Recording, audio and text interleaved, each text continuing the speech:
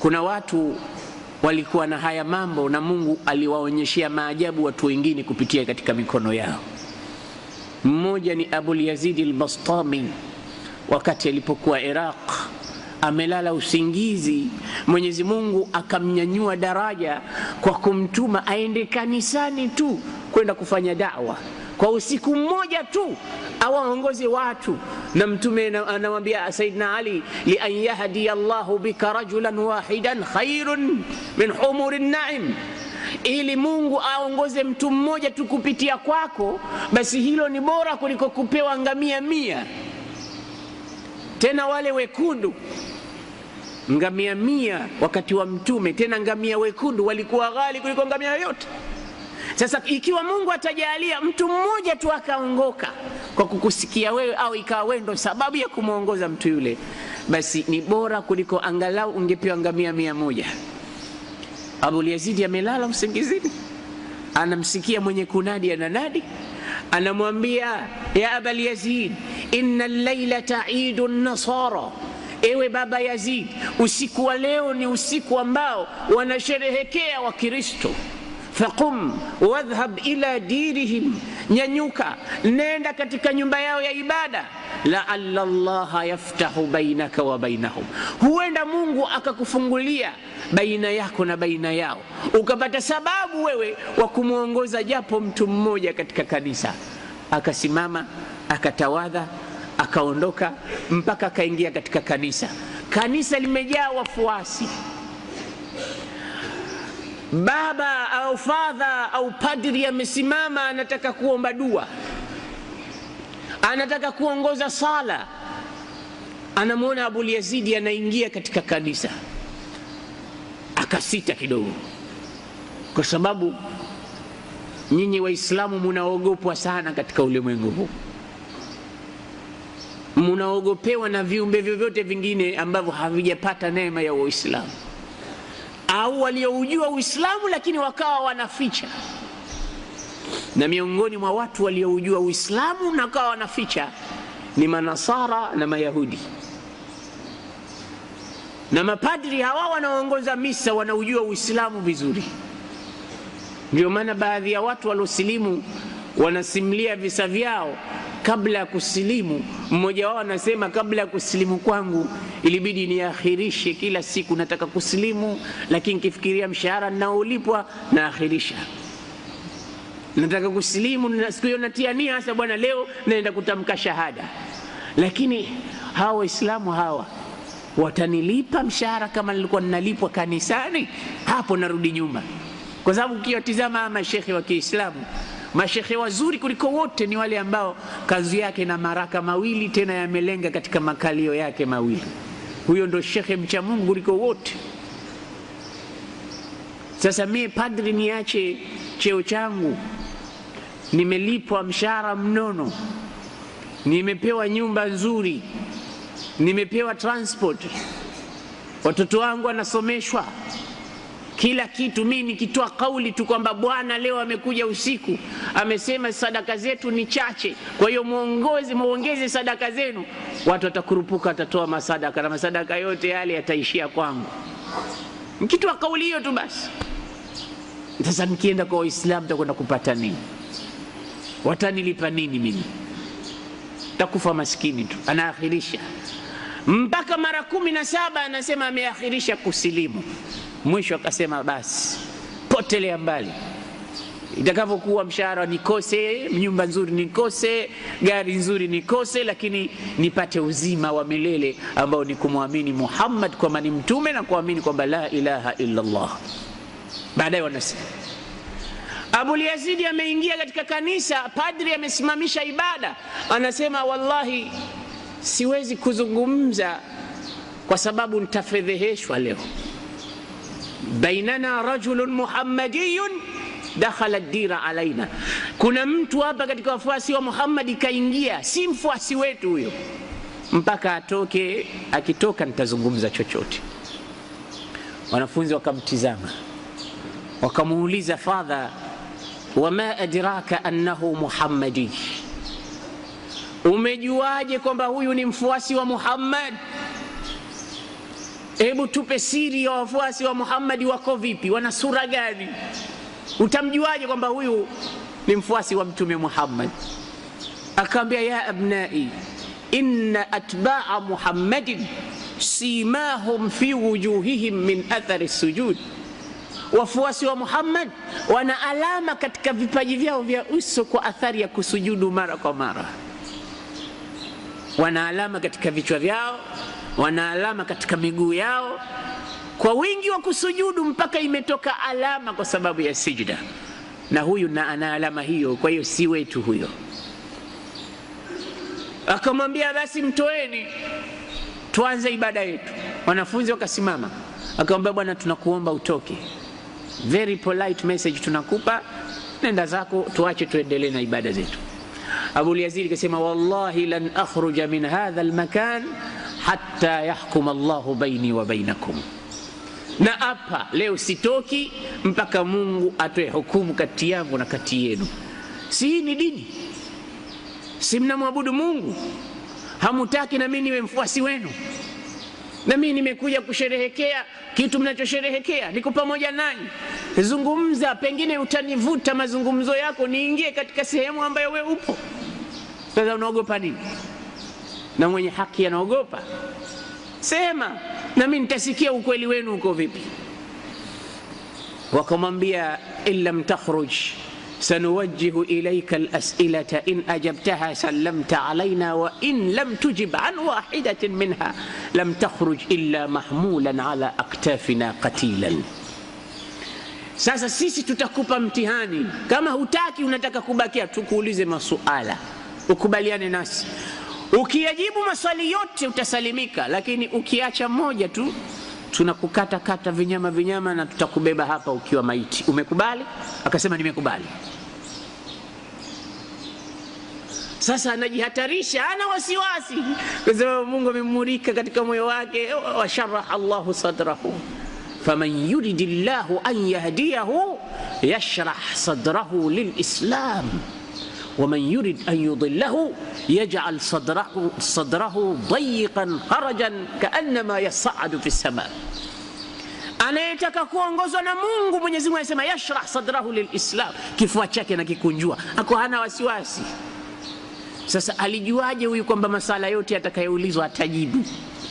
Na akaeka agreement kwamba nimekubali, ikiwa nitashindwa kujibu moja tu nikateni katini kama mshikaki, mnibebe mmenitoa hapa nikiwa maiti. Nimekubali. Umekubali? Naam nimekubali. Akamwambia, pasta uliza. Pasta akasema, man huwa al-awwal alladhi la thaniya lahu, ni nani mmoja alikuwa hana wa pili wake? Abu Yazid akasema, qul huwa Allahu ahad Allahu samad. Mmoja alikuwa hana wa pili ni Allah subhanahu wa ta'ala. Anamjibu suala na analitolea ushahidi katika Qur'an. Akamwambia, wa mathnani alladhani la thalitha lahuma, na ni vipi vitu viwili ambavyo havina la tatu? Akamwambia, al-lailu wan-nahar. Mwenyezi Mungu anasema, waja'alna al-laila wan-nahara ayatayn, tumejalia usiku na mchana ni miujiza au ni alama mbili ambazo binadamu anaweza kumtambua kwamba Mungu yupo kwa sababu ya kutambua kwa kuangalia alama mbili hizi tu. Usiku ukiondoka unakuja mchana, na mchana ukiondoka unakuja usiku. Hakuna kingine baada ya usiku na mchana. Na Mtume sallallahu alaihi wasallam alipomwambia mmoja katika wafalme wa ardhini, ad'uka ila jannatin arduha as-samawat wal ard, njoo na kuita katika pepo ambayo upana wake ni mbingu na ardhi.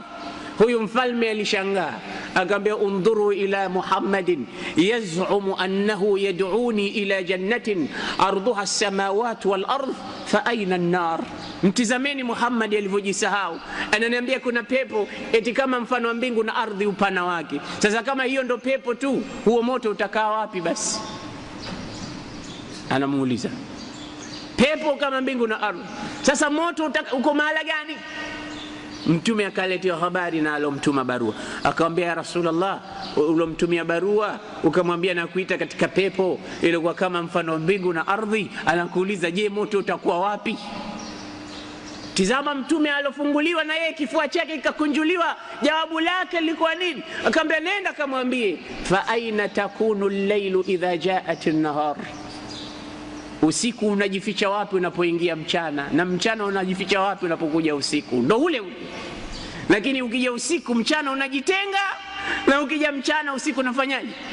Unaondoka. Kamwambie hivyo. La haula wala quwwata illa billah. Aina yakunu al-lailu idha jaa an-nahar wa aina yahtabi'u an-naharu idha jaa al-lailu. Pepo na moto ni mambo yake Mwenyezi Mungu hayo, na mchana na usiku ni viumbe vyake Mwenyezi Mungu. Anapovisarifu kikaondoka hiki kikaingia hiki, ndio vile vile atakavyoisarifu. Pepo itakuwa wapi na moto utakuwa wapi, hayo tumwachie mwenyewe subhana. Akamwambia wa mathalathatu allati la rabi'a la, basi naniambie la tatu ambalo halina la nne lake. Akamwambia a'dharu Musa idha rakiba fi as-safinati kharaqaha, idha laqiya ghulaman faqatalahu, idha ataya ahla qaryatin istat'ama ahlaha faabaw an yudayifuhuma qala hadha firaqu baini wa bainik. Hizi ni udhuru za Nabii Musa tatu, kwamba nimesahau, nichukulie hapa mimi na wewe tu basi, tena kila mmoja achukue njia yake. Hakukuzidisha la nne, ni hayo matatu tu. Ndio mambo matatu sikuwa ya la nne yake. Asema wamal arba'atu allati la khamisa laha, na ni yepi mambo manne ambayo hayana la tano? Akamwambia alkutubu as-samawiyatu almunazzalatu ala anbiya'i llahi alayhimus salatu wassalam, vitabu vinne ambavyo Mungu kateremsha kwa mitume wake. Akamwambia udhkurha, vitaje? Akamwambia at-Taura waz-Zabur wal-Injil wal-Qur'an. Hakuna kitabu cha tano? Akamwambia la, hakuna kitabu cha tano, ndio vinne. Akamwambia wamal khamsatu allati la sadisa laha, ni yepi mambo matano ambayo hayana la sita lake? Akamwambia as-salawatul khams allati faradaha Allah ta'ala alaina, ni zile sala tano ambazo Mungu ametufaradhia: as-subhu wadh-dhuhru wal-'asru wal-maghribu wal-isha. Wanafunzi wanashangaa, padri wetu anayajuaje haya mambo mpaka akauliza? Na huyu bwana ameyajuaje mambo hayo? Utafikiri walikuwa wako pamoja wakaambizana kwamba kesho twende nitakuuliza suala fulani na wewe utanijibu suala fulani. Kaannahu ma kana ala maw'id, utadhani walikuwa katika ahadi. Akamwambia wamasittatu allati la sabi'a laha, niambie jambo la sita ambalo halina la saba. Akamwambia walaqad khalaqna as-samawati wal arda wama bainahuma fi 6 ayyam wama massana min lughub, hakika tumeumba mbingu saba na ardhi saba kwa muda wa siku 6 tu. Padri akauliza, kwa nini mwisho wa aya Mungu amesema wama massana min lughub na hatukupata shida? Akamwambia kwa sababu nyinyi wa Kristo na Mayahudi mmesema Mungu alipoumba mbingu siku saba akapumzika ile siku ya saba, siku 6 akaumba mpaka amechoka. Alipochoka kidogo akasema nimechoka, acha nipumzike kidogo. Mungu akakwambieni wama massana min lughub ay ma ta'ibna hatta nastarih, hatukupata shida mpaka tuhitaji kupumzika. Mungu hapumziki kama mimi na wewe tunavyochoka. Wakristo sasa, padri unauliza haya maswali na huyu au mwenzake huyu si hatuna habari? Akamwambia wamasabatu allati la samina laha, ni mambo yepi saba alikuwa hayana la nane lake?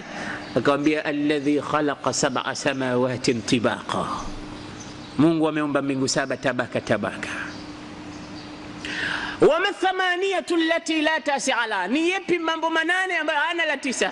Akamwambia wayahmilu arsha rabbika fawqahum yawma idhin 8, watabeba arshi ya Mola wako siku malaika safu 8 au malaika 8.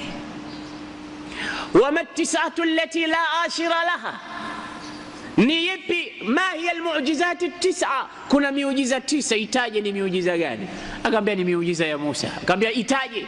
Akamwambia fimbo ya Musa ilikuwa ni miujiza, mkono wa Musa ulikuwa ni miujiza, al-falak kupasua bahari kwa Musa ilikuwa ni miujiza. Anasema فأرسلنا إليهم الطوفان والجراد والقمل والضفادع والدم, hii mitano na hii minne ilikuwa ni miujiza. ni miujiza 9. Ndio Mungu anasema 9 ayat tulimpeleka Musa na tukampa miujiza 9. Akamwambia wama hiya al-asharatu allati taqbalu ziyada, ni yapi mambo 10 ambayo yanakubali zawadi ya ziada? Akasema man jaa bil hasanati falahu 10 amthaliha, mwenye kufanya jambo moja anapata 10 mfano wake. Padri anauliza tu bado, na kila swala anaulizwa anajibiwa pale pale, sio nisubiri nitakujibu kesho, pale pale.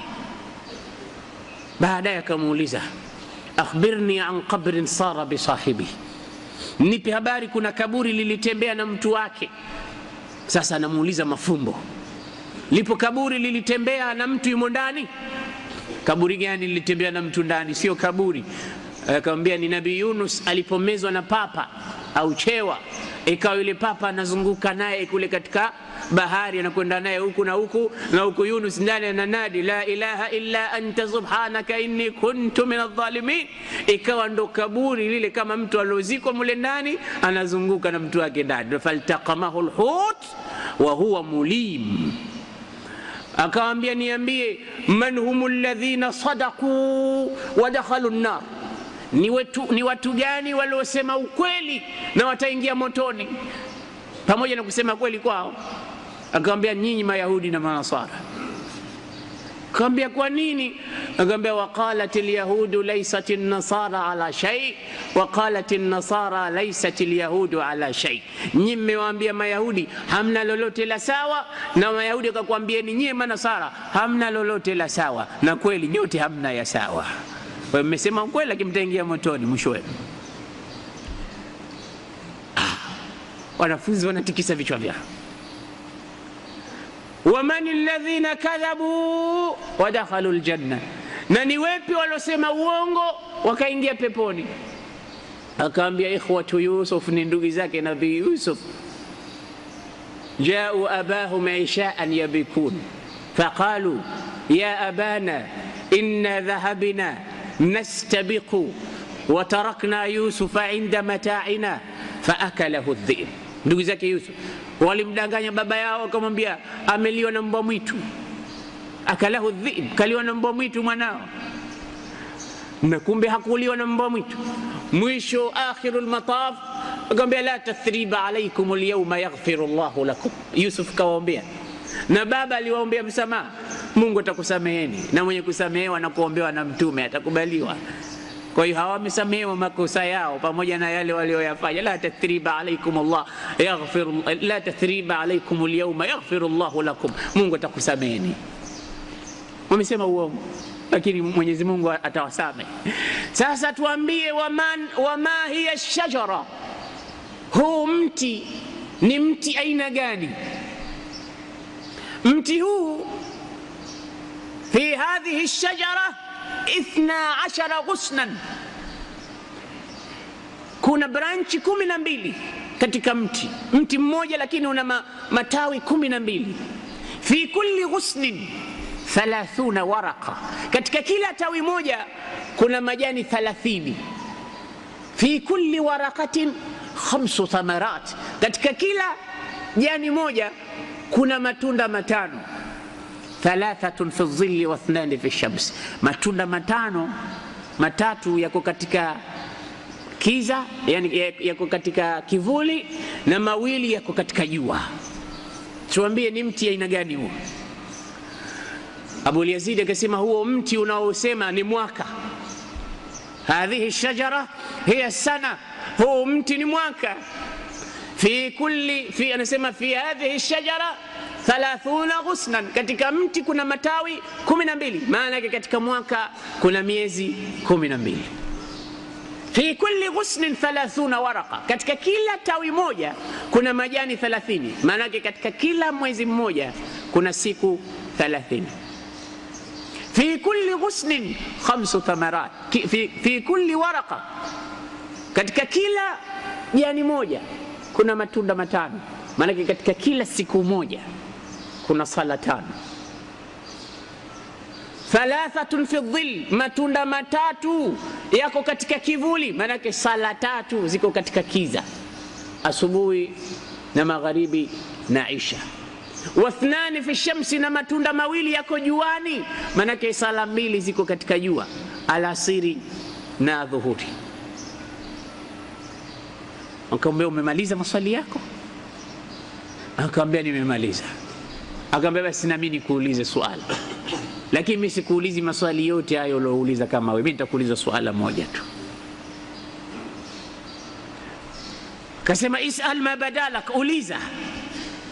Akaambia ma miftahul janna, nieleze, kila kitu kina ufunguo wake, ni upi ufunguo wa peponi? Ufunguo kuingia paradise ni upi? Baba akatazama kulia na kushoto. Wanafunzi wakaanza kushikwa na haya, ikabidi sasa wakamgeukia pasta wao, wakamuuliza ya abana atasaluhu kulla al-as'ilata fayujibuk wa yas'aluka su'alan wahidan fatajaz 'an al-ijaba? Hivi ndio kiongozi wetu wewe? Umeuliza maswali yote haya, yeye kakujibu tena haraka haraka hapo kwa hapo na kakupa na dalili. Wewe anakuuliza swala moja tu unashindwa kujibu. Ama kweli umetutia aibu. Na nani atakubali hivyo? Mwalimu aibishwe mbele ya wanafunzi wake? Na akawaambia wallahi ana a'lamu al-ijabata kama mimi ninajua kujibu. Suala aliloniuliza ni suala nyeti mno na ni very dangerous question. Hatari hapo, nikijibu hapo simpati mtu, ili kanisa lote hili simpati hata mmoja. Ni mtego huo, kanitega. Mimi najua hasa suala aloniuliza jibu lake ni kadha, walakinni akhafu alaikum, na kuogopeni nyie, na mkate wangu utaingia mchanga, kitumbua changu. Ndio yule aloakhirisha kusilimu mara 17, kazi itakuwa hamna tena. Au kamwambia ajibu wa nahnu waraak, usijali, jibu, sisi tuko nyuma yako, tuko pamoja nawe. Kweli? Kumbe kweli. Kaambia basi miftahul jannati la ilaha illa Allah Muhammadur Rasulullah, ufunguo wa peponi, hatoingia mtu peponi mpaka utumie ufunguo huo ambao ni kilima cha la ilaha illa Allah Muhammadur Rasulullah. Mbona sisi tunafundishwa mafunzo yasiyokuwa hayo? Hata siku moja hujotuambia habari hiyo. Kila siku unatuambia kuna pepo, tutakwenda peponi, lakini hutuambii kama ufunguo wake ni huu, chukueni. Tutakwendaje kuingia peponi bila ufunguo huo sisi? Wanafunzi pale pale wakasema kwa sauti kubwa, la ilaha illa Allah Muhammadur Rasulullah. Kwa hiyo wakisilimu wote kwa kilima hicho tu. Padri akabakia, nimekwambieni mie, si nimekwambieni? Sasa mmeshamfuata huyu, mimi nina nani? Akamwambia kila siku natudanganya tu hapa. Baba yetu ulo mbinguni, sijui tupe mkate wetu tule basi, alafu moto bakie pale pale. Hakuna. Sasa hivi sisi tunamfuata huyu mtu, la ilaha illa Allah Muhammadur Rasulullah. Anasema fahuwilatid dira ila masjidin yu'badu fihi Allah, ule msikiti, ile kanisa likabadilishwa ikawa msikiti, watu wanamwabudu Mwenyezi Mungu pale. Kwa nini yametokea hayo yote? Na huyu mtu kama alikuwa anajua nitakwenda kuulizwa nini, sharaha Allahu sadrahu, kakunjuliwa kifua chake na Qur'ani ikawa imejaa, imemfahamisha hayo yote, na takriban masuala yote yamo katika Qur'anul Karim, kuanzia jambo la kwanza mpaka la 10, na mambo yote. Tuwasomeshe watoto Qur'an, tuwasomeshe wake zetu Qur'an, tuwasomeshe wanawake na akina mama Qur'an. Mungu abariki wale waalimu wa chuoni wanaokuwa na halakati za kuwahifadhisha watoto Qur'an. Mungu ndo atawalipa wao. Tunajua walimu kwamba hali zenu ni ngumu mno. Wallahi ukienda katika madaris machozi atakutoka mwalimu akikwambia analipwa kiasi gani kwa ajili ya kumhifadhisha mtoto wako Qur'an. Utalia wewe kusikia pesa anazolipwa mwalimu wa chuoni wa madrasa, thamani anayolipwa. Analipwa kiwango gani cha mshahara mpaka anasomesha maneno ya Mungu? Weitizame tu ile juzu ambayo anaibeba mtoto kwa ajili ya kwenda kuhifadhi Qur'ani katika katiba au katika chuo. Anakwenda madrasa, juzu imechanika chanika, kimetiwa katika mfuko wa rambo kijuzuu. Mfuko ule wa rambo kule nyumbani ulikuwa umetiwa maandazi na mama, ndo ule uliobebiwa vitumbua, mchafu, ikitolewa juzuu ina harufu ya maandazi. Maneno ya Mungu yale.